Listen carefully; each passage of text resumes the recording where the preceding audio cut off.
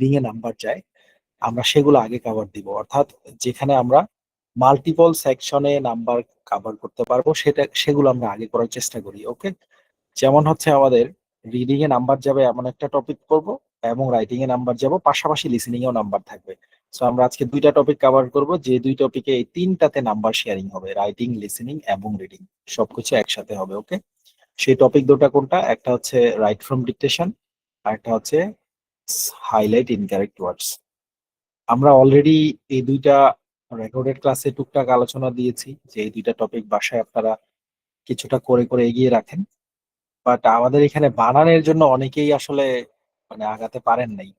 কারণ গত ক্লাসে আমরা যে বানানের এক্সাম নিলাম, ওইখানে যে অবস্থা দেখলাম, মনে হইতেছে যে এখনো আমাদের এই বাচ্চাদের মতো বানান শেখাই হইতেছে না। এখনো আমাদের বানানের ঘাটতি অনেক রয়ে গেছে, আপনাদের এই ব্যাচে যা দেখলাম আর কি লাস্ট ক্লাসে। সো বানানের ঘাটতি থাকলে আপনি মোটেও কিন্তু রাইটিং লিসেনিং এ ভালো করতে পারবেন না। সেই জায়গাগুলো আজকে আরো একবার ভালো করে দেখা লাগবে আর কি। আচ্ছা, এবার একটু দেখেন এই পাশে লিসেনিং এর এই সেক্টরে আমাদের প্রশ্ন আছে 8টা। অনেক বড় একটা পার্ট, 1 2 3 4 5 6 7 8, অনেক বড় একটা পার্ট। ওকে, সো আমরা এখন যেটা করব, প্রথমে কোন প্রশ্নগুলো এই 8টার মধ্যে বাদ দিতে পারবো সেটা একটু নোট করে নিব।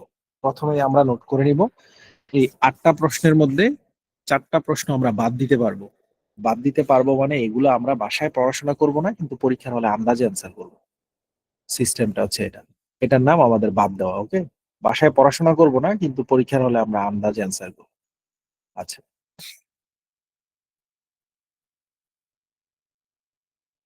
ওকে, ক্লিয়ার আছে এখান থেকে।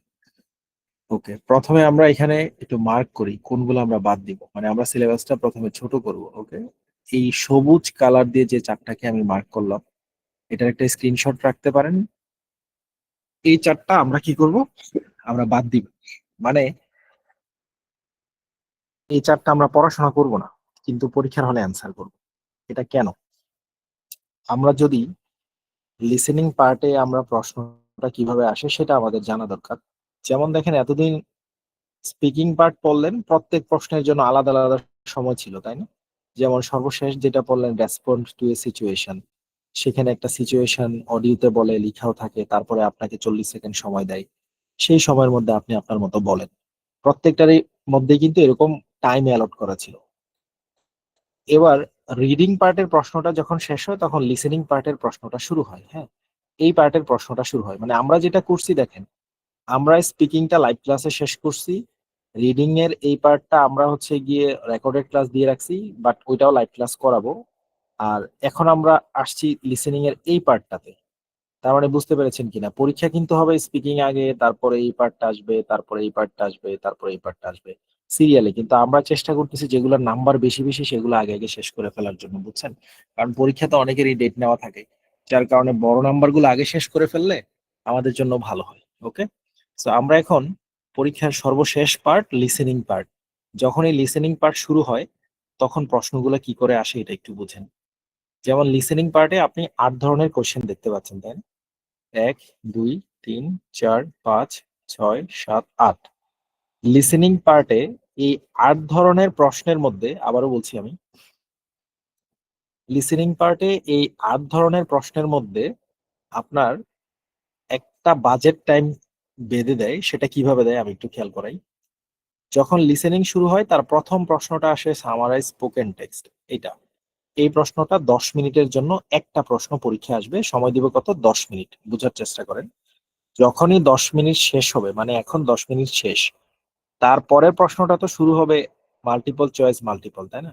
কিন্তু এই প্রশ্নটা থেকে শুরু করে, অর্থাৎ এই প্রশ্নটা থেকে শুরু করে এইটা, এইটা, এইটা, এইটা, বাকি যে 7টা প্রশ্ন বাদ রইলো, ওই 7টা প্রশ্ন তারা একটা সময়ের ভিতরে দিবে। মানে হচ্ছে লিসেনিং পার্টের শুধু প্রথম প্রশ্নটা আলাদা আসে 10 মিনিটের জন্য, বাকি যে 7টা প্রশ্ন থাকে ওই 7টা প্রশ্ন একসাথে আসে। একসাথে আসে বলতে সেটা কেমন? যেহেতু আমরা জানি পিটিই পরীক্ষায় এক একজনের প্রশ্ন এক এক রকম হয়, কারোটা কারোর সাথে মিলে না, পাশের জনেরটাই তার পাশের জনেরটার সাথে মিলে না, এটা আপনারা অলরেডি জানেন। তো লিসেনিং পার্টে এটা 10 মিনিট দেওয়ার পরে হঠাৎ করে আপনি দেখলেন ওটা শেষ হয়েছে, 10 মিনিটে ওটা শেষ, ওখান থেকে কোনো সময় বাঁচাইলেও কোনো লাভ নাই। ওখান থেকে বরাবর 10 মিনিট মানে পুরো 10 মিনিট ব্যবহার করবেন এটাতে। তারপরে যখন এটা শুরু হবে মাল্টিপল চয়েস মাল্টিপল, এখান থেকে শুরু করে রাইট ফ্রম ডিকটেশন পর্যন্ত প্রত্যেকটা প্রশ্ন থেকে 1-2টা করে প্রশ্ন নিয়ে আপনাকে মোটের উপর 14-15টা প্রশ্ন একসাথে দিবে, দিয়ে উপরে একটা একটা সময় দিয়ে দিবে, সেটা হতে পারে 16 মিনিট, কারোর জন্য 17 মিনিট, কারো 14 মিনিট, এরকম। এই উদাহরণটা বোঝার জন্য আমরা এখন যেটা করতে পারি সেটা হচ্ছে আমরা এখানে আহ, একটা উদাহরণ সেট করি। সেটা হচ্ছে, ধরেন আপনার প্রশ্নে এই মাল্টিপল চয়েস কোশ্চেন আসলো দুইটা, এটা দুইটাই মোটামুটি আসে। ফিল ইন দা ব্ল্যাঙ্কস আসলো দুইটা, কয়টা হলো? 4টা। হাইলাইট কারেক্ট সামারি আসলো দুইটা, 4-এ 2 6টা। মাল্টিপল চয়েস কোশ্চেন সিঙ্গেল আসলো দুইটা, 6-এ 2 8টা। তারপরে সিলেক্ট মিসিং ওয়ার্ডস আসলো দুইটা, 8-এ 2 10। হাইলাইট ইনকারেক্ট ওয়ার্ডস আসলো দুইটা, 10-এ 2 12। রাইট ফ্রম ডিকটেশন দিলে 3টা, 12-3 15। তার মানে এইখান থেকে ধরে এই মাল্টিপল চয়েস কোশ্চেন পর্যন্ত আপনাকে 15টা প্রশ্ন দিয়ে দিল মোটের উপরে। আর উপরে দেখবেন একটা টাইম দিয়ে দিবে, সেটা 14 মিনিট হতে পারে, 15 মিনিট হতে পারে, 16 মিনিট হতে পারে, এরকমই দেয়, আর বেশি দেয় না। আর উপরেরটা সিঙ্গেল দিবে 10 মিনিট। তাহলে পুরা লিসেনিং আপনার 24 25 26 27 28 মিনিটে শেষ হয়ে যায়। উপরেরটা 10 মিনিট সবাইকেই দিবে, এটা কম বেশি করবে না, পুরো সবাইকেই দিবে। বাট এখান থেকে আমরা ধরলাম আপনাকে 15টা প্রশ্ন দিল, দুটা দুটা করে গুনলাম, তারপরে এখানে 3টা দিল। রাইট ফ্রম ডিকটেশন সাধারণত 3 থেকে 4টা দেয়, আর বাকিগুলো মোটামুটি 2টা করেই দেয়। তাহলে এই 15টা প্রশ্ন আপনাকে একসাথে দিয়ে যদি তারা 15 মিনিট সময় দেয়, তাহলে এখানে আপনার কাজ কি? যেই প্রশ্নে নাম্বার বেশি 15টার ভিতরে সেগুলো আগে আগে অ্যান্সার করা, যেগুলার নাম্বার কম সেগুলা মানে অ্যান্সার পারলে করা, না পারলে ওগুলা আন্দাজে অ্যান্সার করে দেওয়া, যেহেতু এগুলাতে আন্দাজে অ্যান্সার করলে মাঝে মাঝে কারেক্ট হয়, মাঝে মাঝে হয় না। এই জন্য আমরা এখানে লিসেনিং পার্টটাতে এসে প্রথমেই টাইম ম্যানেজমেন্টের দিকে খুব খেয়াল রাখতে হবে, বুঝছেন? মানে হচ্ছে আপনি সময় বাঁচানোর জন্য মাঝখানে এই 4টা বাদ দিবেন, কারণ এই 4টা মিলে খুব বেশি নাম্বার দেয় না। আপনি লিখে রাখতে পারেন যে 4টা আমরা লিসেনিং পার্ট থেকে বাদ দিব, সেই 4টার মোট নাম্বার সর্বোচ্চ 5, 4টা মিলে 5 নাম্বার, সর্বোচ্চ 5 থেকে 6 নাম্বার, সর্বোচ্চ। যে 4টা আমি এখন সবুজ কালারে মার্ক করে রাখছি, যেই 4টাতে মার্কিং করে রাখছি, ওকে? এই 4টা যদি হয় 5 নাম্বার বা 6 নাম্বার, আর ভিতরে যে 3টা আছে যেগুলো একসাথে আসবে, ভিতরে যে 3টা আছে ওই 3টার নাম্বার কিন্তু অনেক বেশি। ভিতরে কোন 3টা আছে? ফিল ইন দা ব্ল্যাঙ্কস একটা আছে, আর লাস্টে আছে 2টা, highlight incorrect words, right from dictation. So ভিতরের এই 3টার নাম্বার অনেক বেশি। যেমন ধরেন ফিল ইন দা ব্ল্যাঙ্কস এর নাম্বার 9 নাম্বার, হাইলাইট ইনকারেক্ট ওয়ার্ডস এর নাম্বার হচ্ছে প্রায় 25 নাম্বার বোধহয়। তারপরে এইখানে রাইট ফ্রম ডিকটেশনের নাম্বার হচ্ছে 35, 33 35 এরকম। সো এটা যদি 33 35 হয়, এটা যদি 20-এর উপরে হয়, তাহলে নিশ্চয়ই আপনি মাঝখানে যেগুলোতে কম নাম্বার ওগুলাতে সময় নিয়ে মানে সময় দেওয়ার জন্য বসে থাকবেন না, তাই না? এই তাড়াতাড়ি করেই লাস্টের দিকগুলোকে আগে এসে অ্যান্সার করার চেষ্টা করতে হয়। এই জন্য আমাদের যেটা করতে হয়, লিসেনিং পার্টের এই 4টা প্রশ্নকে কমপ্লিটলি আন্দাজে দাগাই দিবেন।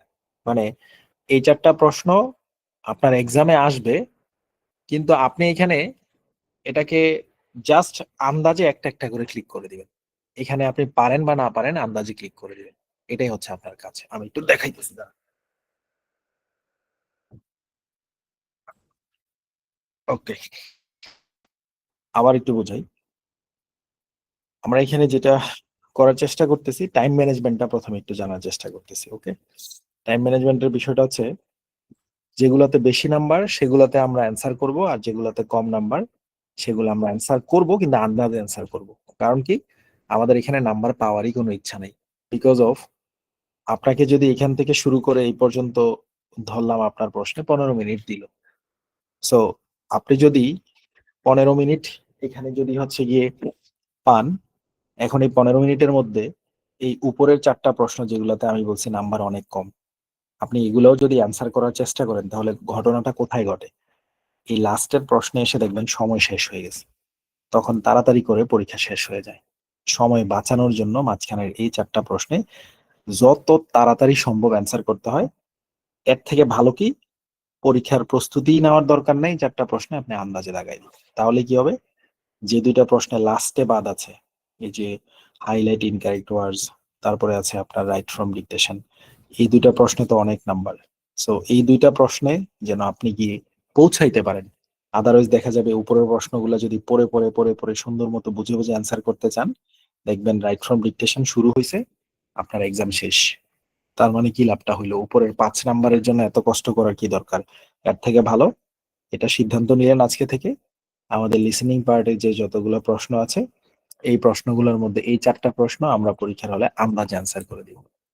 এগুলা মোটেও আপনি পড়ার চেষ্টা করবেন না। আই মিন মানে ওইখানে আপনি আনসার করবেন সব আন্দাজে, যত তাড়াতাড়ি সম্ভব। যেমন ধরেন প্রথম যে প্রশ্নটা আছে মাল্টিপল চয়েস কোশ্চেন, মাল্টিপল, তাই না?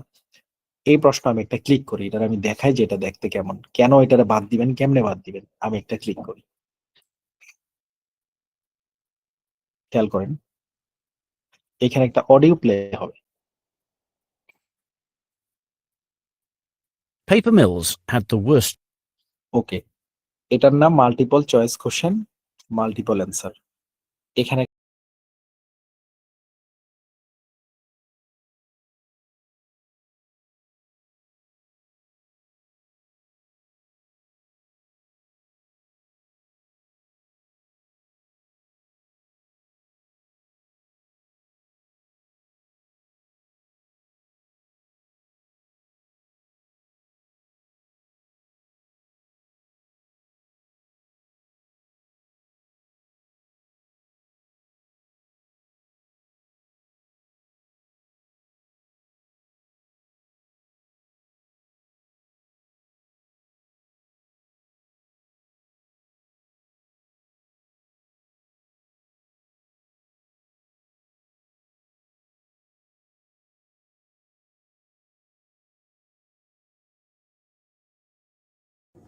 Assalamu alaikum. I'm Jannat Luaba. Welcome to my